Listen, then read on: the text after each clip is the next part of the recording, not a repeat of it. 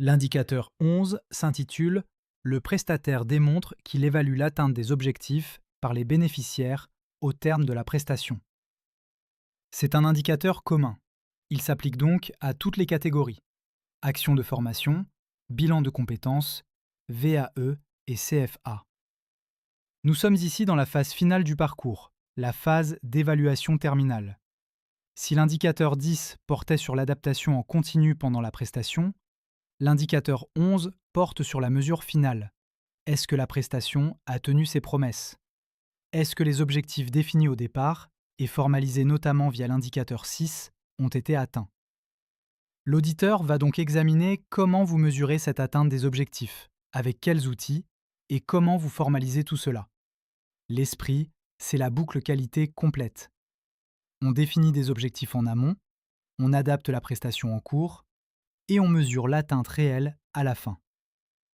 Concrètement, l'indicateur 11 impose 3 grandes obligations. Première obligation: évaluer l'atteinte des objectifs de la prestation. Cela suppose d'avoir défini des objectifs précis et mesurables au départ. On revient à l'indicateur 6. Puis de mettre en œuvre une évaluation finale qui permet de vérifier que ces objectifs sont atteints. On ne peut pas évaluer l'atteinte d'un objectif flou. Si l'objectif était améliorer sa communication, comment mesure-t-on cela? Il faut des critères tangibles. Deuxième obligation: adapter cette évaluation à la nature de la prestation. Une action de formation ne s'évalue pas comme un bilan de compétences ou une VAE. Pour une formation, on peut avoir un quiz final, une mise en situation professionnelle, une étude de cas, une production. Pour un bilan de compétences, l'évaluation portera sur la clarification du projet, le plan d'action établi, la capacité du bénéficiaire à se projeter. Pour une VAE, ce sera la recevabilité du livret 2, le nombre de blocs obtenus, la validation totale ou partielle.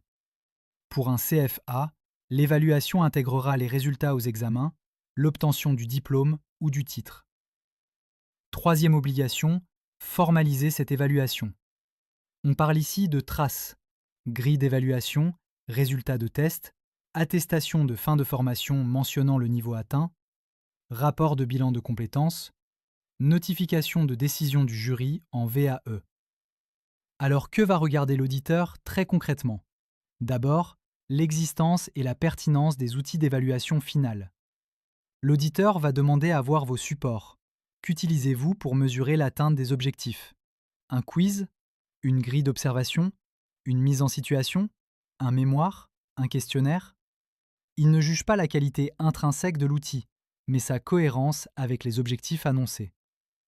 Si l'objectif est être capable de réaliser un entretien de recrutement, un simple QCM ne sera pas pertinent.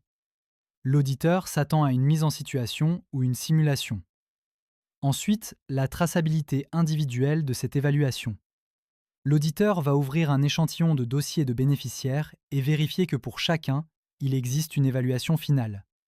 Pas une évaluation de satisfaction du type « Êtes-vous content de votre formation ?», mais bien une évaluation des acquis, des compétences développées, de l'atteinte des objectifs. Ensuite, la formalisation des résultats. Les résultats doivent être communiqués aux bénéficiaires.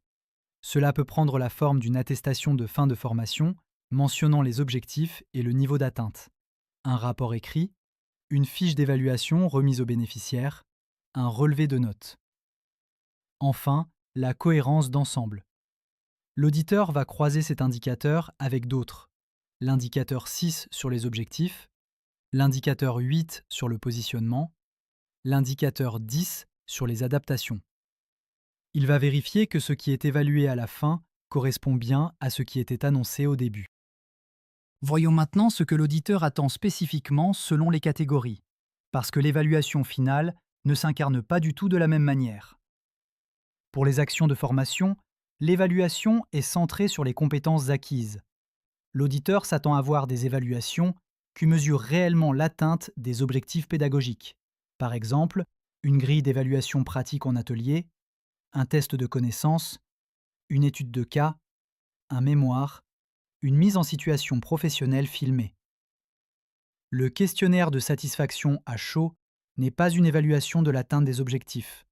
c'est une évaluation de satisfaction. L'auditeur fait parfaitement la différence. Pour le bilan de compétences, l'atteinte des objectifs se matérialise par la synthèse du bilan et le document de synthèse remis au bénéficiaire. L'auditeur vérifiera que ce document répond aux objectifs définis. Le projet professionnel est-il clarifié? Le plan d'action est-il établi? Le bénéficiaire a-t-il les éléments pour se projeter? Pour la VAE, l'évaluation de l'atteinte des objectifs est liée à la décision du jury. L'auditeur demandera les notifications de décision.